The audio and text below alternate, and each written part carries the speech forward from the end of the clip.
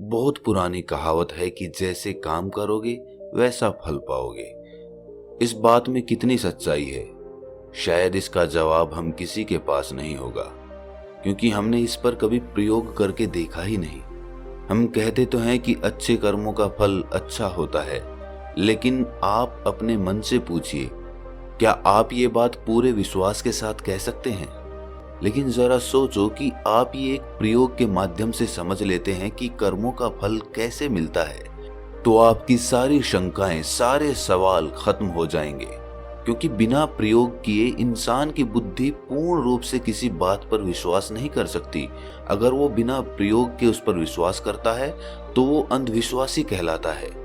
आज की जो बोध कहानी मैं आपको सुनाने वाला हूँ, उसमें आपको कर्मों का एक ऐसा विज्ञान पता चलेगा जिसके बाद आप कर्मों के माध्यम से अपने जीवन में सफलता पा सकते हैं। आपकी बुद्धि ये मानने पर विवश हो जाएगी कि हाँ, कर्मों का फल हमेशा मिलता है। इससे पहले कि आप इस कहानी में खो जाएं, इस चैनल को सब्सक्राइब जरूर कर लें। तो चलिए कहानी शुरू करते हैं। एक बौद्ध भिक्षु और उनका एक शिष्य एक जंगल में कुटिया बनाकर रहते थे। बौद्ध भिक्षु अब बूढ़े हो चुके थे और उनका शिष्य अभी जवान था। बूढ़े बौद्ध भिक्षु बहुत ही बड़े ध्यानी व्यक्ति थे। जब वे ध्यान करने बैठते थे तो 2-3 दिनों तक ध्यान में ही रहते थे। बूढ़े बौद्ध भिक्षु के पास एक बहुत ही अनोखी शक्ति थी कि वो ध्यान की अवस्था में भविष्य को भी देख लेते थे। एक दिन जब वो ध्यान कर रहे थे तो उन्होंने देखा कि आज से 8वें दिन उसके उस युवा शिष्य की मृत्यु हो जाएगी। उन्होंने अपने शिष्य को अपने पास बुलाकर कहा कि मैं तुम्हें अगले 7 दिनों की छुट्टी दे रहा हूँ।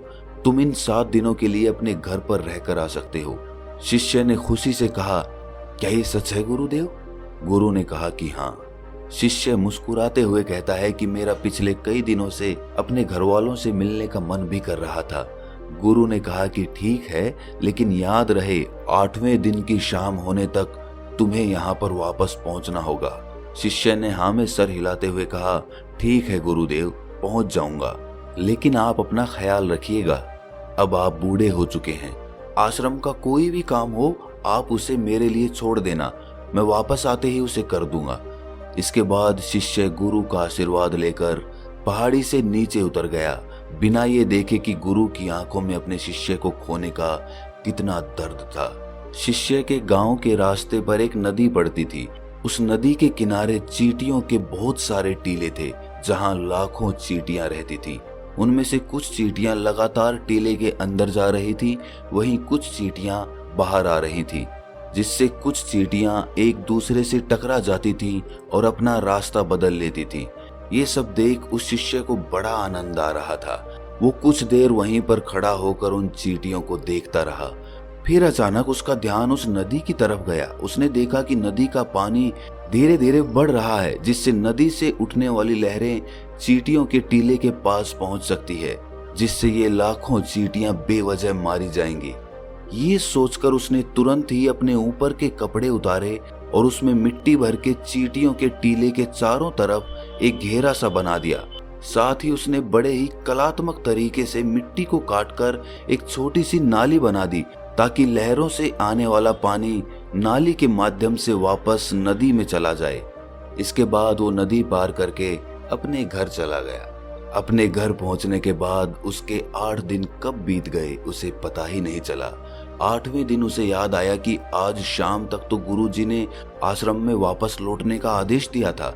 उसने उसी रात अगली सुबह आश्रम के लिए निकलने हेतु सारी तैयारियां कर ली थी। सुबह होते ही वो आश्रम के लिए निकल पड़ा। उसे उम्मीद थी कि शाम होने से पहले वो आश्रम में पहुंच जाएगा। शाम हो चुकी थी। यहाँ गुरुदेव आश्रम में बैठे बैठे ये सोच रहे थे कि आज तो 9वां दिन है, अब तक मेरा शिष्य इस दुनिया को छोड़ चुका होगा। वो इस बात से काफी दुखी था कि वो मरने से पहले आखिरी बार अपने शिष्य को देख भी ना सका। गुरु बैठे बैठे ये सब सोच ही रहे थे कि दूर से एक इंसान आता हुआ दिखाई दिया। उन्होंने ध्यान से देखा तो चौंक गए, अरे ये तो मेरा शिष्य है। गुरु ने दौड़कर शिष्य को गले से लगा लिया, लेकिन वो इस बात से अचंभित भी थे कि 8 दिन बीत जाने के बाद भी वो शिष्य जिंदा कैसे रहा।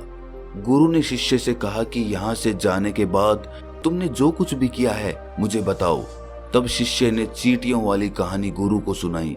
कहानी सुनते ही गुरु को ये समझते देर ना लगी कि शिष्य ने लाखों चींटियों की जान बचाई थी और उसके इसी कर्म का परिणाम है कि शिष्य को एक लंबा और एक खुशहाल भरा जीवन प्राप्त हुआ है। कहानी सुनने के बाद गुरु के मुख से अनायास ही निकल पड़ा कि कर्मा लौटकर जरूर आता है। शिष्य को गुरु की इस बात का मतलब समझ नहीं आया, इसीलिए उसने गुरु से जब पूछा तो गुरु ने उसे सारी बात बता दी। इसके बाद उस शिष्य के मन में एक सवाल उठा। उसने अपने गुरु से पूछा कि गुरुजी, जब आप ध्यान में सब कुछ देख चुके थे और आपको ये पता था कि कर्म इस तरह काम करते हैं, तो आप मुझसे पहले ही कोई अच्छा कर्म करा सकते थे ताकि मेरी मृत्यु टल जाती। आपने ऐसा क्यों नहीं किया? मैंने तो अनजाने में ही उन चींटियों की मदद कर दी थी, जिसके परिणाम स्वरूप आज मैं आपके सामने जिंदा हूँ। लेकिन यही काम आप मुझे बताकर भी करवा सकते थे, आपने ऐसा क्यों नहीं किया?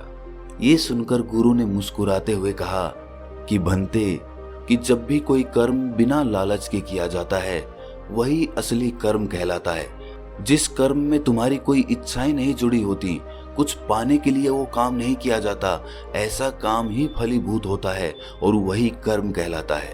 अगर मैं तुम्हारी मृत्यु को टालने के लिए तुम्हें ये प्रक्रिया करने के लिए कहता तो तुम वो कर्म किसी मकसद को पाने के लिए करते, और जब तुम उस मकसद को पाने के लिए करते तो उसमें तुम्हारा लालच जुड़ जाता, जिसके परिणाम स्वरूप तुम्हें उस कर्म का पूरा लाभ नहीं मिल पाता। कर्मों का एक छोटा सा सिद्धांत है कि बस कर्म कर दो, बिना मन में ये लालच पैदा किए हुए कि इस कर्म का परिणाम क्या होगा, इसका फल क्या होगा।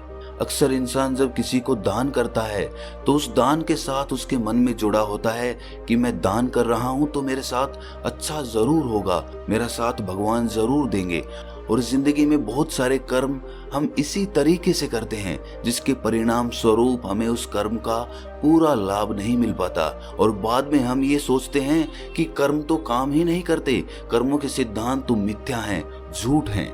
आप खुद सोचिए, जब आप किसी मंदिर में जाते हैं तो आपके मन में कुछ ना कुछ पाने की इच्छा जरूर आती है। जब आप मंदिर में जाकर प्रार्थना करते हैं, अपने हाथ जोड़ते हैं, अपनी आंखें बंद करते हैं, लेकिन समझने की बात यह है कि प्रार्थना तो वही स्वीकार होती है जो मौन रूप से की जाती है, जिसमें आपके मन में कोई भी इच्छा नहीं उठती और आप प्रभु को धन्यवाद करते हैं उन सभी चीजों के लिए जो उन्होंने आपको दी है। इंसान को मंदिर में भिखारी बन के नहीं, राजा बन के जाना चाहिए, ताकि आप मौन भाव से परमात्मा का धन्यवाद कर सकें। लेकिन ऐसा प्रयोग करना है थोड़ा कठिन। जब भी आप कोई काम करेंगे तो आपके मन में उसका फल जरूर आएगा। आप जरूर सोचेंगे कि मैं ये काम कर रहा हूं तो मेरे साथ ये अच्छा होगा। इसीलिए ध्यान करते हुए अपने मन को मौन बनाएं, अपने मन को शांत बनाएं और वर्तमान में रहकर बिना भविष्य की चिंता किए हुए कर्म करते जाइए। आपको फल जरूर मिलेगा, लेकिन आपको उस फल के बारे में सोचने की जरूरत नहीं है, वरना तो आप गलत दिशा में फंस जाएंगे। तो दोस्तों, कैसी लगी ये कहानी आपको कमेंट सेक्शन में जरूर बताना, और अच्छी लगी तो इस चैनल को सब्सक्राइब जरूर कर लेना। तो मिलते हैं अगली कहानी में, तब तक के लिए अपना ख्याल रखें।